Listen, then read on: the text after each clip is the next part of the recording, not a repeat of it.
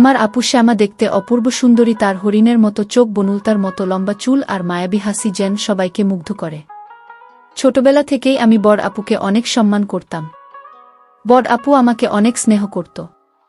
কিন্তু বন্ধুরা, একদিন বাবা মা নানার বাড়িতে বেড়াতে গিয়েছিল। অনেক বেশি রাত হয়ে যাওয়ায় বাবা মা আর নানু বাড়ি থেকে আসতে পারিনি। আর এদিকে আপু একা একা থাকতে ভয় পেত। তারপর যা হলো বন্ধুরা, বাকিটা গল্পেই বলছি। আশা করি বন্ধুরা তোমরা আমার পুরো গল্পটি মনোযোগ সহকারে শুনবে। নিশ্চয়ই অনেক মজা পাবে। তাহলে চলো বন্ধুরা, আর কথা না বাড়িয়ে মূল গল্পে চলে যায়। হ্যালো বন্ধুরা, আমার নাম দুলাল। আমি বাংলাদেশের একজন ছেলে।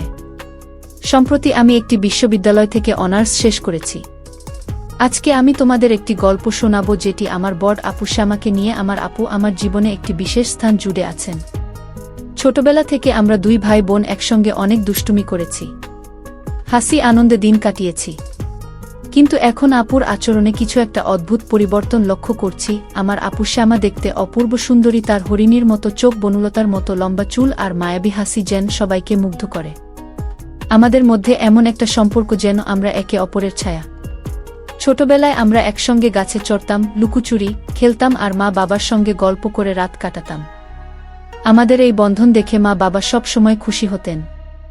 কিন্তু এখন আপুর দিকে তাকালে আমার মনে একটা অস্বস্তি কাজ করে। তার চোখে কিছু একটা লুকোনো আছে যা আমি বুঝতে পারছি না। একদিন সন্ধ্যায় আমি বাড়ির ছাদে বসে বই পড়ছিলাম। আপু এসে আমার পাশে দাঁড়ালেন। তিনি হঠাৎ বললেন, দুলাল, তুই কি কখনো ভেবেছিস জীবনে কি করতে চাস? আমি অবাক হয়ে বললাম, আপু হঠাৎ এ প্রশ্ন কেন? আমি তো চাকরি খুঁজছি। তিনি হাসলেন, কিন্তু সেই হাসিতে কিছু একটা অস্বাভাবিক লাগল। তিনি বললেন, জীবন অনেক বড় দুলাল, কখনো কখনো আমাদের এমন সিদ্ধান্ত নিতে হয় যা অন্যরা বুঝবে না। আমি কিছু বলতে যাব, কিন্তু তিনি তাড়াতাড়ি নিচে চলে গেলেন। পরের দিন সকালে আপু আমার জন্য নাস্তা বানিয়ে আনলেন। এটা তার জন্য নতুন কিছু না, কিন্তু তার হাতে একটা অদ্ভুত কাঁপুনি ছিল। আমি বললাম, আপু তুমি ঠিক আছো তো? তিনি দ্রুত বললেন, হ্যাঁ হ্যাঁ আমি ঠিক আছি, তুই খা। কিন্তু তার চোখ এড়িয়ে যাওয়া আমার নজরে পড়ল। আমার মনে হলো তিনি কিছু বলতে চান কিন্তু পারছেন না। আমি ভাবলাম, আপু কি কোনো সমস্যায় পড়েছেন নাকি আমার থেকে কিছু লুকোচ্ছেন। একদিন রাতে আমি আপু রুম এর সামনে দিয়ে যাচ্ছিলাম। দরজা একটু ফাঁক ছিল, ভিতর থেকে আপুর ফোনে কথা বলার আওয়াজ পেলাম। তিনি বলছিলেন, না আমি এখনো বলতে পারিনি, আমার ভয় করছে। আমি দাঁড়িয়ে পড়লাম।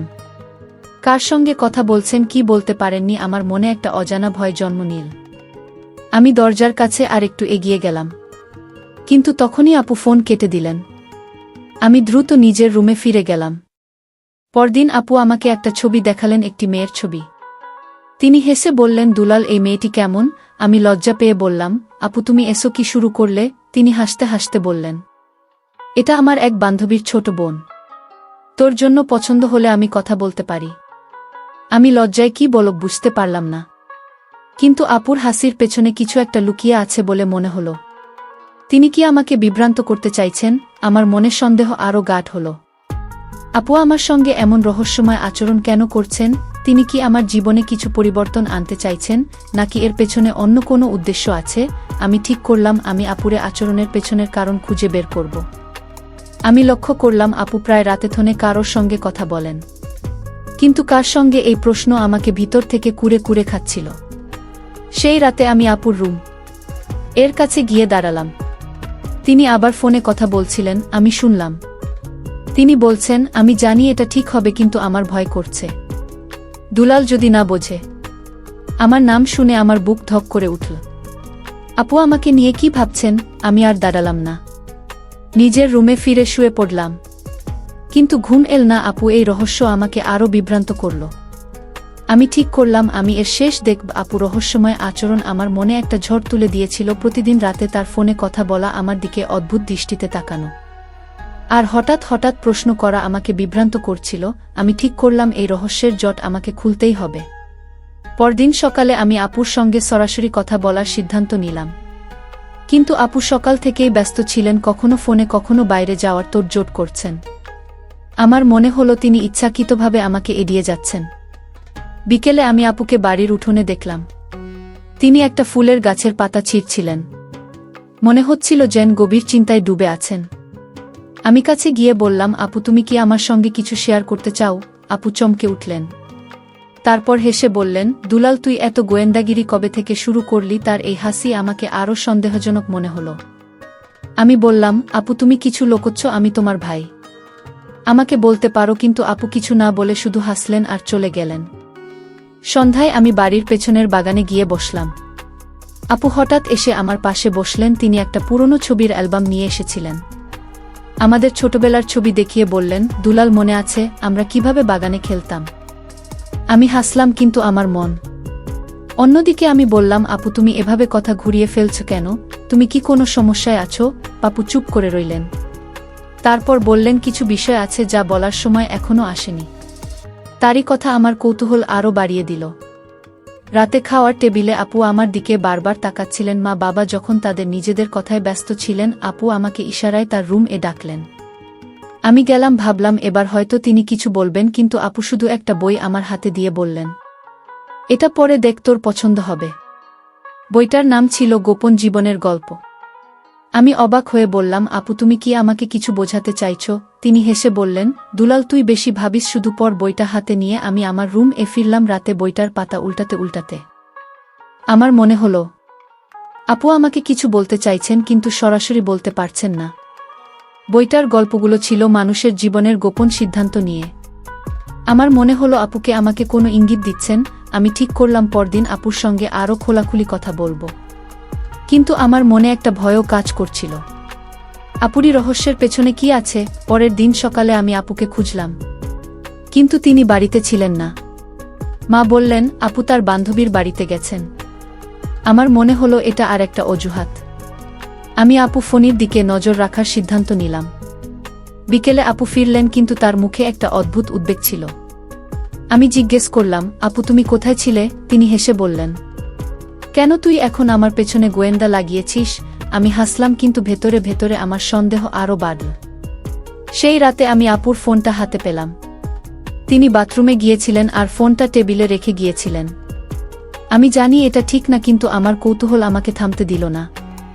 আমি ফোনটা খুলে দেখলাম একটা মেসেজ এসছে। মেসেজটা ছিল সায়ন্ত নামের কারো কাছ থেকে লেখা ছিল, আমি অপেক্ষা করছি, তুমি কবে বলবে? আমার মাথা ঘুরে গেল। সায়ন্তকে আপু কাকে কি বলতে চান? আমি দ্রুত ফোনটা রেখে দিলাম, কিন্তু আমার মনের ঝড় থামল না। আমি রাতে বিছানায় শুয়ে ভাবছিলাম, আপুর এই গোপনীয়তার পেছনে কি আছে? সায়ন্তকে আপু কি আমার থেকে কিছু লোক হচ্ছেন যা আমার জীবনকেও বদলে দিতে পারে? আমার মনে হলো আমি যতই আপুর কাছাকাছি যাওয়ার চেষ্টা করছি, ততই তিনি আমার থেকে দূরে সরে যাচ্ছেন। আমি ঠিক করলাম আমি এই সায়ন্তের পরিচয় জানব, আর আপুর এই রহস্যের পেছনের শর্ত উদ্ঘাটন করব। সায়ন্ত নামটা আমার মাকে ঘুরপাক খাচ্ছিল। আপুর ফোন এ দেখা সেই মেসেজ আমাকে রাতে ঘুমোতে দেয়নি। আমি ভাবছিলাম, এই সায়ন্তকে আপু কেন তার সঙ্গে এত গোপনে কথা বলছেন? আমার মনে হলো আমি যদি এই রহস্য না খুলি, তাহলে আমার মনে শান্তি আর থাকবে না। আমি ঠিক করলাম আপুর আচরণের পেছনে কারণ জানতেই হবে, কিন্তু সরাসরি জিজ্ঞাসা করলে আপু আবার কথা ঘুরিয়ে ফেলবেন। তাই আমি সিদ্ধান্ত নিলাম আর একটু গভীরে গিয়ে খোঁজ করব। সকালে আপু বাড়িতে ছিলেন না। মা বললেন তিনি বাজারে গেছেন। আমি ভাবলাম এটা একটা সুযোগ। আমি আপুর রুম এ গেলাম, জানি এটা ঠিক না, কিন্তু আমার মনের অস্থিরতা আমাকে থামতে দিচ্ছিল না। আপু টিভি একটা ডায়েরি পড়েছিল। আমি সেটা খুললাম। প্রথম কয়েক পাতায় আমাদের ছোটবেলার কিছু স্মৃতি লেখা ছিল। আমি পড়তে পড়তে হাসছিলাম, কিন্তু হঠাৎ একটা পাতায় সায়ন্ত নামটা চোখে পড়ল। লেখা ছিল, সায়ন্ত আমাকে বুঝিয়েছে ভালোবাসা সব সীমানা পেরিয়ে যায়। কিন্তু আমি কিভাবে বলবো? আমার হৃৎপিণ্ড দ্রুত চলতে শুরু করল। আমি ডায়েরিটা বন্ধ করে রেখে দিলাম। আপু কি কাউকে ভালোবাসেন? কিন্তু তিনি আমার থেকে এটা লুকোচ্ছেন কেন? আমি রুম থেকে বেরিয়ে এলাম, কিন্তু আমার মনের ঝড়া আরও তীব্র হল। দুপুরে আপু ফিরলেন। তিনি আমাকে দেখে হাসলেন, কিন্তু আমি তার চোখে একটা উদ্বেগ দেখতে পেলাম। আমি বললাম, আপু তুমি এত ব্যস্ত কেন আজকাল? তিনি হেসে বললেন, দুলাল তুই এত প্রশ্ন করিস কেন? আমি তো আপু, আমার কাজ থাকতে পারে। তার এই উত্তর আমাকে আরও বিভ্রান্ত করল। বিকেলে আমি বাড়ির ছাদে গিয়ে বসলাম। আপু এসে আমার পাশে দাঁড়ালেন। তিনি বললেন, দুলাল তুই কি কখনো ভেবেছিস জীবনে এমন কিছু সিদ্ধান্ত নিতে হয় যা বলতে গেলে গলা শুকিয়ে যায়? আমি অবাক হয়ে বললাম, আপু তুমি কি বলতে চাইছো? তিনি একটু থামলেন, তারপর বললেন, কিছু সত্য আছে যা বলতে সময় লাগে। তুই আমার উপর ভরসা রাখিস ঠিক আছে। আমি মাথা নাড়লাম, কিন্তু আমার মনে সন্দেহ আরও গাঢ় হলো। সেই রাতে আমি আবার আপুর ফোনের কথা ভাবছিলাম। আমি ঠিক করলাম সায়ন্তের পরিচয় জানতে হবে। আমি আপু ফোনটা আবার হাতে পেলাম। এবার আরও একটা মেসেজ দেখলাম। লেখা ছিল, শ্যামা তুমি দুলালকে বলে ফেলো। আমি আর অপেক্ষা করতে পারছি না। আমার মাথা ঘুরে গেল। সায়ন্ত আমার কথা জানে, আপু আমাকে কি বলতে চান? আমি ফোনটা রেখে দিয়ে চুপচাপ রুমে ফিরলাম। আমার মনে হলো এই রহস্য আমাকে পাগল করে দেবে। পরের দিন আমি আপুকে সরাসরি জিজ্ঞাসা করার সিদ্ধান্ত নিলাম। খাওয়ার সময় আমি বললাম আপু সায়ন্তকে। আপু চমকে উঠলেন, তার মুখ ফ্যাকাশে হয়ে গেল। তিনি দ্রুত বললেন, তুই সায়ন্তর নাম কোথায় পেলি? আমি বললাম, আপু আমি জানি তুমি কিছু লুকোচ্ছ, আমাকে বলো। আপু চুপ করে রইলেন। তারপর বললেন, দোলান এখনও সময় হয়নি, আমি বলবো, কিন্তু এখন নয়। তার চোখে একটা অদ্ভুত দৃষ্টি ছিল, যেন তিনি আমাকে কিছু বোঝাতে চাইছেন। আমি বাড়ির বাইরে গিয়ে একা হাঁটতে লাগলাম। আমার মনে হলো আপু কিছু একটা বড় সিদ্ধান্ত নিয়েছেন, কিন্তু আমাকে বলতে ভয় পাচ্ছেন। আমি ভাবলাম সায়ন্ত কি আপু জীবনে কেউ বিশেষ, কিন্তু তিনি আমার থেকে এটা লুক হচ্ছেন কেন? আমার মনে হলো আমি যদি সায়ন্তের সঙ্গে দেখা করতে পারি তাহলে হয়তো কিছু জানতে পারব। আমি ঠিক করলাম আপুর ফোনের মেসেজগুলো আর একটু খোঁজ করব। সেই রাতে আপু আমাকে তার রুম এ ডাকলেন। তিনি বললেন, দুলাল তুই আমার উপর ভরসা রাখ, আমি যা করছি সেটা আমাদের সবার ভালোর জন্য। আমি বললাম, আপু তুমি আমাকে বলো না কেন? আমি তো তোমার ভাই। আপু হাসলেন, কিন্তু সেই হাসিতে কিছু একটা লুকিয়েছিল। তিনি বললেন, তুই একটু ধৈর্য ধর, সব ঠিক হয়ে যাবে। আমি রুম থেকে বেরিয়ে এলাম, কিন্তু আমার মনের রহস্য আরও জটিল হয়ে গেল। আপুর কথাগুলো আমার মাথায় ঘুরছিল। সব ঠিক হয়ে যাবে বলে তিনি আমাকে শান্ত করার চেষ্টা করলেন, কিন্তু আমার মন শান্ত হচ্ছিল না। সায়ন্ত নামে সেই ব্যক্তিকে আপু কেন আমার কাছে তার পরিচয় লুক হচ্ছেন? আমার মনে হলো আমি যদি সায়ন্তর সঙ্গে কথা বলতে পারি তাহলে হয়তো এই রহস্যের কিছু উত্তর পাব, কিন্তু কিভাবে তাকে খুঁজে বের করব? আমি ঠিক করলাম আপুর ফোনের মেসেজগুলো আর একটু দেখব। পরদিন সকালে আপু বাড়িতে ছিলেন। তিনি রান্নাঘরে মায়ের সঙ্গে কথা বলছিলেন। আমি লক্ষ্য করলাম তিনি বারবার ফোন চেক করছেন। আমি চুপচাপ তার কাছে গিয়ে বললাম, আপু তুমি এত ফোন ব্যস্ত কেন? তিনি হেসে বললেন, দুলাল তুই কি এখন আমার ফোন এর পেছনেও লেগেছে? আমি হাসলাম, কিন্তু ভেতরে ভেতরে আমার কৌতূহল আরও বাড়ল। আমি ঠিক করলাম আজ রাতেই তার ফোনটা আরেকবার দেখব। দুপুরে আপু আমাকে তার রুমে ডাকলেন। তিনি একটা ছোট বাক্স হাতে দিয়ে বললেন, দোলাল এটা তুই রাখ। আমি অবাক হয়ে বাক্সটা খুললাম। ভেতরে একটা পুরনো ঘড়ি ছিল। আমি বললাম, আপু এটা কিসের জন্য? তিনি হাসলেন, এটা আমাদের বাবার পুরনো ঘড়ি, আমি চাই তুই এটা রাখিস। আমি বুঝলাম না আপু কেন হঠাৎ এমন উপহার দিচ্ছেন। আমার মনে হলো এটা আর একটা ইঙ্গিত। তিনি কি আমাকে কিছু বোঝাতে চাইছেন? সন্ধ্যায় আমি বাড়ির ছাদে গিয়ে বসলাম। আপু এসে আমার পাশে দাঁড়ালেন। তিনি বললেন, দুলাল তুই কি কখনো ভেবেছিস জীবনে কিছু গোপন রাখতে হয়, কিন্তু সেটা ভালোর জন্যই হয়? আমি বললাম, আপু তুমি এত রহস্য কেন করছো? আমাকে বলো না কি হয়েছে। তিনি একটু থামলেন, তারপর বললেন, আমি চাই তুই আমার উপর ভরসা রাখিস। আমি তোকে সব বলবো, কিন্তু এখন নয়। আমি আর কিছু বললাম না, কিন্তু আমার মনে সন্দেহ আরও বাড়ল। রাতে আপু যখন ঘুমিয়ে পড়লেন আমি তার ফোনটা হাতে নিলাম। এবার আমি আরেকটা মেসেজ দেখলাম। সায়ন্ত লিখেছিল, শ্যামা আমি আর অপেক্ষা করতে পারছি না, তুই দুলালকে বলে ফেল, সে বুঝবে। আমার মাথা গরম হয়ে গেল। সায়ন্ত আমার কথা জানে, কিন্তু আমি তার কথা কিছুই জানি না। আমি আরেকটা মেসেজ দেখলাম যেখানে লেখা ছিল, আমি কাল বিকেলে আসব, তুই তৈরি থাকিস। আমার মনে হলো এটা আমার সুযোগ, আমি সায়ন্তর সঙ্গে দেখা করব। পরদিন বিকেলে আমি বাড়ির কাছে অপেক্ষা করছিলাম। আমি জানতাম না সায়ন্ত কে, কিন্তু আমি তাকে দেখলেই চিনব। একটা ছেলে আমাদের বাড়ির দিকে আসছিল। সে দেখতে সাধারণ, কিন্তু তার চোখে একটা আলাদা আলো ছিল। আমি তাকে দেখে বুঝলাম এটাই সায়ন্ত। আমি তার কাছে গিয়ে বললাম, আপনি সায়ন্ত? সে অবাক হয়ে বলল, তুমি দুলাল তাই না? শ্যামা আমাকে তোমার কথা বলেছে। আমি বললাম, আপু কি লুক হচ্ছেন, আমাকে বলুন। সে হাসল, তোমার আপু তোমাকে সব বলবে। আমি শুধু বলতে পারি তিনি তোমাকে অনেক ভালোবাসেন। সায়ন্তর কথা শুনে আমার মন আরও বিভ্রান্ত হল। আমি বাড়িতে ফিরে আপুকে জিজ্ঞাসা করলাম, আপু সায়ন্তকে? আমি তাকে দেখেছি। আপু চমকে উঠলেন। তিনি বললেন, দুলাল তুই এতদূর চলে গেছিস? আমি বলেছিলাম আমি তোকে সব বলবো, কিন্তু এখনো সময় হয়নি। আমি বললাম, আপু আমি আর অপেক্ষা করতে পারছি না। আমাকে বলো আপু চুপ করে রইলেন, তার চোখে একটা অদ্ভুত উদ্বেগ ছিল। আমি রাতে বিছানায় শুয়ে ভাবছিলাম শান্ত আর আপু সম্পর্ক কি, আপু কেন আমার থেকে এত বড় সত্য লুক করছেন। আমার মনে হলো এই রহস্যের পেছনে কিছু একটা বড় কথা আছে। আমি ঠিক করলাম আমি শান্তর সঙ্গে আরেকবার কথা বলবো, কিন্তু তার আগে আমি আপু ডায়েরিটা আর একবার দেখব, হয়তো সেখানে আরও কিছু ইঙ্গিত পাব। আমার মনের ঝড় থামছিল না, আর এই রহস্য আমাকে আরও গভীরে টেনে নিয়ে যাচ্ছিল। শায়ন্তীর সঙ্গে দেখা হওয়ার পর আমার মনের অস্থিরতা আরও বেড়ে গেল। তার কথাগুলো আমাকে শান্ত করার পরিবর্তে আরও বিভ্রান্ত করল। আপু আমাকে ভালোবাসেন এটা আমি জানি, কিন্তু তিনি কেন এত গোপনীয়তা করছেন। আমি ঠিক করলাম আপু ডায়েরিটা আরেকবার দেখব, হয়তো সেখানে এমন কিছু পাব যা আমাকে এই রহস্যের আরও কাছে নিয়ে যাবে। আমি সুযোগের অপেক্ষায় ছিলাম। সকালে আপু বাড়িতে ছিলেন, তিনি আমার জন্য চা বানিয়ে আনলেন, যেটা তার জন্য স্বাভাবিক, কিন্তু তার চোখে একটা অদ্ভুত উদ্বেগ ছিল। আমি বললাম, আপু তুমি ঠিক আছো তো, তুমি এত চিন্তিত কেন? তিনি হেসে বললেন, দুলাল তুই আমার বড় ভক্ত হয়ে গেছিস। আমি ঠিক আছি, কিন্তু তার হাসি আমার কাছে মেকি মনে হলো। আমি বুঝলাম তিনি কিছু লুক করছেন। আমি চুপ করে চা খেলাম, কিন্তু মনে মনে ঠিক করলাম আজই ডায়েরিটা দেখ। দুপুরে আপু বাইরে গেলেন, আমি তার রুম গিয়ে ডায়েরিটা খুঁজলাম। এবার আমি আরও সাবধানে পড়লাম। একটা পাতায় লেখা ছিল, শায়ন্তের সঙ্গে আমার জীবন বদলে গেছে, কিন্তু আমি দুলালকে কিভাবে বলব, সে কি বুঝবে? আমার হৃৎপিণ্ড দ্রুত চলতে শুরু করল। আপু কি শায়ন্তের সঙ্গে কোনো বড় সিদ্ধান্ত নিয়েছেন? আমি আরও পড়লাম, আরেকটা পাতায় লেখা ছিল, আমি চাই দুলাল আমার সিদ্ধান্ত মেনে নিক, কিন্তু আমার ভয় হচ্ছে। আমি ডায়েরিটা বন্ধ করে রাখলাম। আমার মন ভয় আর কৌতূহলের মাঝে দোলাচল করছিল। বিকেলে আপু ফিরলেন, আমি তাকে দেখে বুঝলাম তিনি ক্লান্ত। আমি বললাম, আপু তুমি এত দৌড়াদৌড়ি কেন করছো? তিনি হেসে বললেন, দুলাল তুই এত গোয়েন্দাগিরি করিস কেন? আমি আমার বান্ধবীর সঙ্গে দেখা করতে গিয়েছিলাম। আমি জানতাম এটা পুরো সত্য নয়। আমি বললাম, আপু তুমি শায়ন্তের কথা বলো, আমি তার সঙ্গে দেখা করেছি।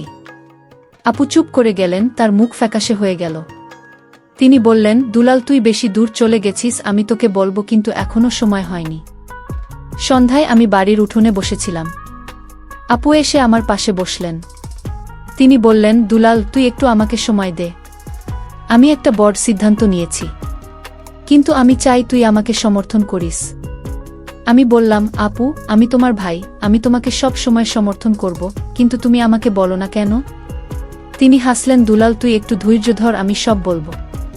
তার কথায় আমার মন শান্ত হলো, বরং আরও অস্থির হলো। রাতে আমি আপু ফোনে আরেকটা মেসেজ দেখলাম। শায়ন্ত লিখেছিল, শ্যামা আমি তোমার জন্য সবকিছু করতে প্রস্তুত, কিন্তু তুমি দুলালকে বলে ফেলো, সে তোমার ভাই, সে বুঝবে। আমি ভাবলাম শায়ন্ত কি আপু জীবনে কেউ বিশেষ, কিন্তু আপু কেন আমার থেকে এটা লুকোচ্ছেন? আমি ঠিক করলাম আমি শায়ন্তের সঙ্গে আরেকবার কথা বলবো। আমি তার ফোন নাম্বারটা মনে রাখলাম। পরদিন আমি শায়নকে ফোন করলাম। সে ফোন ধরে বলল, দুলাল তুই এত চিন্তা করছিস কেন? তোর আপু তোকে অনেক ভালোবাসে, আমি শুধু তোর জন্য ভালো কিছু করতে চান।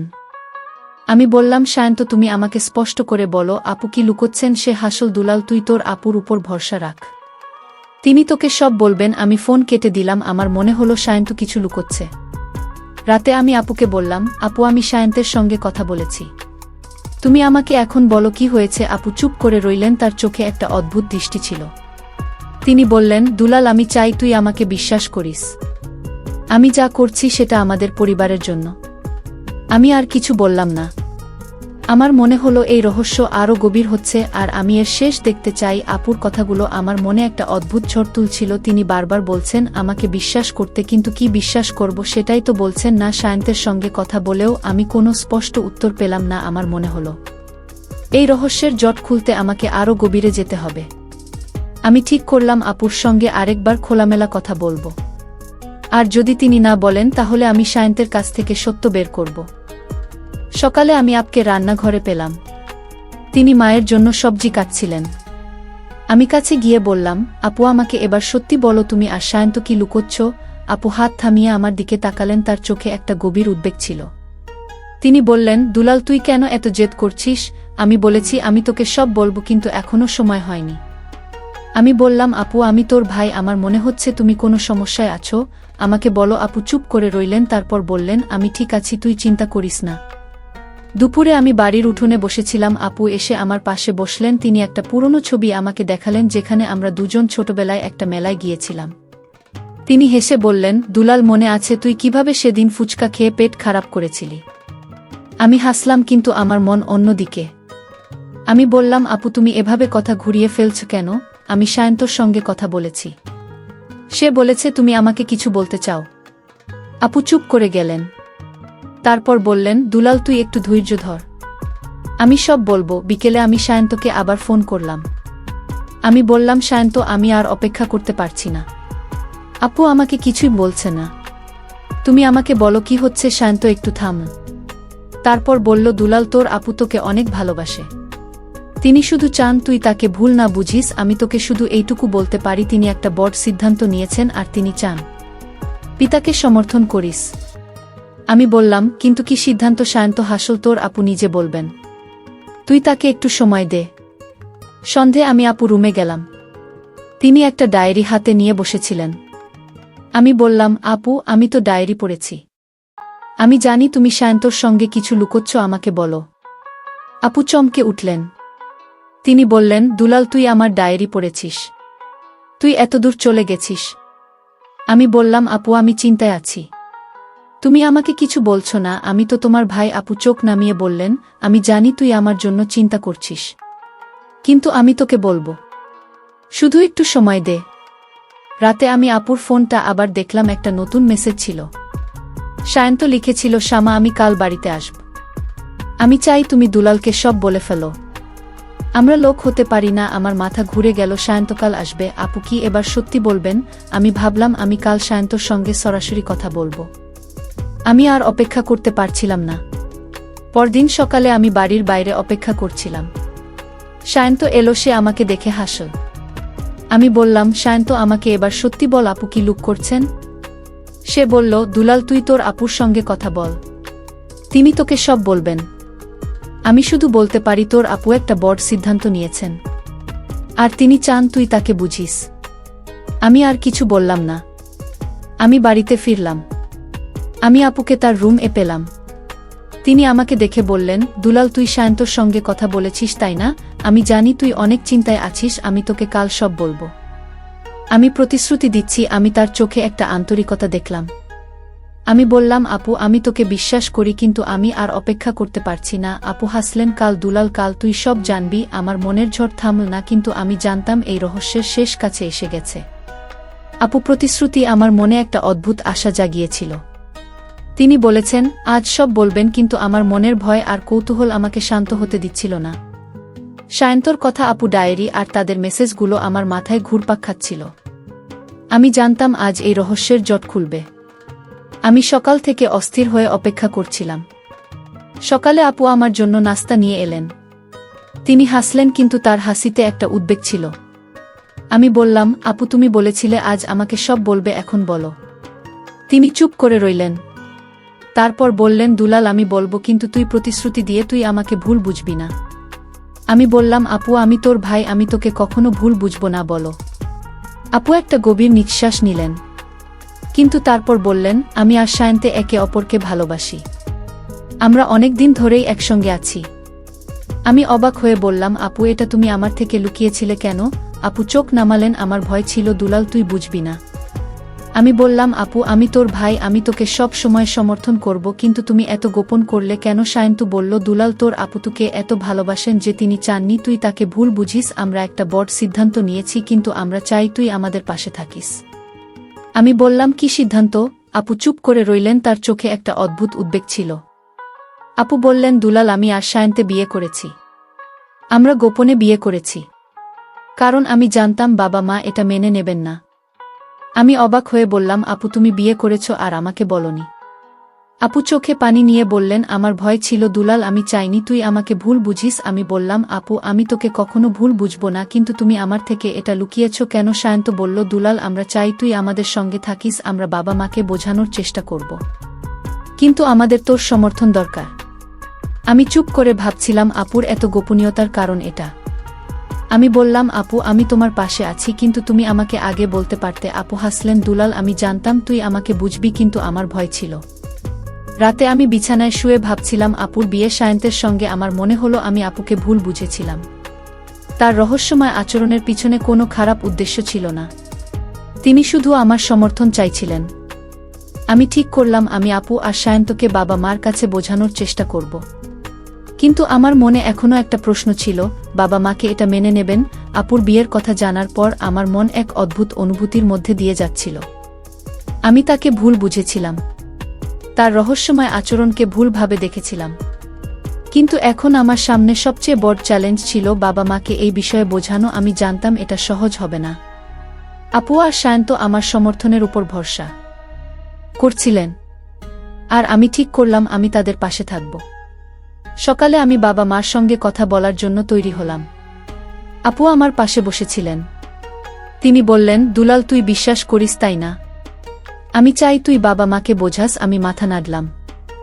আমি বাবা মাকে ডাকলাম। আমি বললাম, বাবা মা, আমার কিছু কথা আছে। তারা অবাক হয়ে আমার দিকে তাকালেন। আমি বললাম, আপু একটা বড় সিদ্ধান্ত নিয়েছেন। তিনি সায়ন্ত নামে একজনকে ভালোবাসেন, আর তারা বিয়ে করেছেন। বাবা মা চুপ করে গেলেন। মার মুখ ফ্যাকাশে হয়ে গেল আর বাবার কপালে ভাঁজ পড়ল। বাবা বললেন, শ্যামা, এটা কি বলছিস? তুই আমাদের না জানিয়ে বিয়ে করেছিস? আপু চোখ নামিয়ে বললেন, বাবা, আমি জানতাম তোমরা এটা মেনে নেবে না, কিন্তু আমি সায়ন্তকে ভালোবাসি। মা বললেন, সায়ন্তকে সে কি করে? আপু চুপ করে রইলেন। আমি বললাম, মা, সায়ন্ত একজন ভালো মানুষ। তিনি আপুকে অনেক ভালোবাসেন। বাবা গম্ভীর গলায় বললেন, দুলাল, তুই এর মধ্যে জড়াচ্ছিস কেন? শ্যামা, তুই আমাদের সঙ্গে এমন করলি। আবু কেঁদে ফেললেন। তিনি বললেন, বাবা, আমি কাউকে আঘাত করতে চাইনি। আমি শুধু আমার ভালোবাসাকে সম্মান দিতে চেয়েছি। আমি বললাম, বাবা মা, আপু সুখী, সায়ন্তটাকে অনেক ভালোবাসেন। আমরা কি তাদের সমর্থন করতে পারি না? মা চুপ করে রইলেন। আর বাবা বললেন, আমাদের সময় দাও, আমরা এটা এত সহজে মেনে নিতে পারব না। বিকেলে জান্ত আমাদের বাড়িতে এল। আমি তাকে বাবা মায়ের সঙ্গে পরিচয় করিয়ে দিলাম। সায়ন্তু বলল, আমি জানি আমি আপনাদের মনে কষ্ট দিয়েছি, কিন্তু আমি আমাকে অনেক ভালোবাসি। আমি তাকে সুখী রাখার জন্য সব করব। বাবা কিছুক্ষণ চুপ করে থাকলেন। তারপর বললেন, সায়ন্ত, তুমি কি করো? সায়ন্তু বলল, আমি একজন নাপিত। আমি জানি আমার পেশা আপনাদের কাছে ছোট মনে হতে পারে, কিন্তু আমি শ্যামার জন্য সব কিছু করতে প্রস্তুত। বাবা চুপ করে রইলেন। সন্ধ্যায় আমি আপুর সঙ্গে কথা বললাম। আমি বললাম, আপু, তুমি আমার থেকে এত বড় কথা লুকিয়েছিলে কেন? আবু হাসলেন, দুলাল, আমি ভয় পাচ্ছিলাম। আমি জানতাম তুই আমাকে বুঝবি, কিন্তু বাবা মায়ের কথা ভেবে আমি চুপ ছিলাম। আমি বললাম, আবু, আমি তোমার পাশে আছি। আমি বাবা মাকে বোঝানোর চেষ্টা করব। আপু আমাকে জড়িয়ে ধরলেন, তার চোখে কৃতজ্ঞতার পানি ছিল। পরের দিন আমি বাবা মায়ের সঙ্গে আবার কথা বললাম। আমি বললাম, বাবা মা, ভালোবাসা কোনো পেশা, আবার সমাজের সীমা না মানে না। আপু সুখী, আমরা কি তাদের সমর্থন করতে পারি না? মা কেঁদে ফিরলেন। তিনি বললেন, দুলাল, আমরা শ্যামার ভালো চাই, কিন্তু এটা হঠাৎ আমাদের জন্য অনেক বড় ধাক্কা। বাবা বললেন, আমরা সায়ন্তের সঙ্গে আরেকবার কথা বলতে চাই। আমি বুঝলাম তারা ধীরে ধীরে মেনে নিচ্ছেন। শেষ পর্যন্ত অনেক কথা আর বোঝানোর পর বাবা মা আপু আর সায়ন্তের সম্পর্ক মেনে নিলেন। আমি আপু হাত সায়ন্তের হাতে তুলে দিলাম। আমি বুঝলাম আপুর আমার প্রতি কোনো খারাপ উদ্দেশ্য ছিল না। তিনি শুধু ভালোবাসার জন্য আমার সমর্থন চাইছিল। আমি তাকে ভুল বুঝেছিলাম। আমার আপু সত্যি একজন অসাধারণ মানুষ। সবশেষে বন্ধুরা, আমি তোমাদেরকে বলব, ভালোবাসা এবং বিশ্বাস একটি সম্পর্কের মূল ভিত্তি। কাউকে ভুল বোঝার আগে তাদের কথা শোনা এবং তাদের দৃষ্টিকোণ বোঝার চেষ্টা করা উচিত। ভালোবাসা সব সীমানা অতিক্রম করে, তা যত কঠিনই হোক না কেন। তাই আমাদের উচিত পরিবারের প্রত্যেকটি মানুষের মনের অবস্থা বোঝা, তাদের পছন্দ অপছন্দের স্বীকৃতি দেওয়া। বন্ধুরা, গল্পটি যদি তোমাদের ভালো লাগে তাহলে লাইক, শেয়ার এবং সাবস্ক্রাইব করে পাশে থেকো। আর বন্ধুরা, তোমরা এতক্ষণ ধৈর্য ধরে আমার গল্পটি শোনার জন্য তোমাদের সবাইকে অসংখ্য ধন্যবাদ।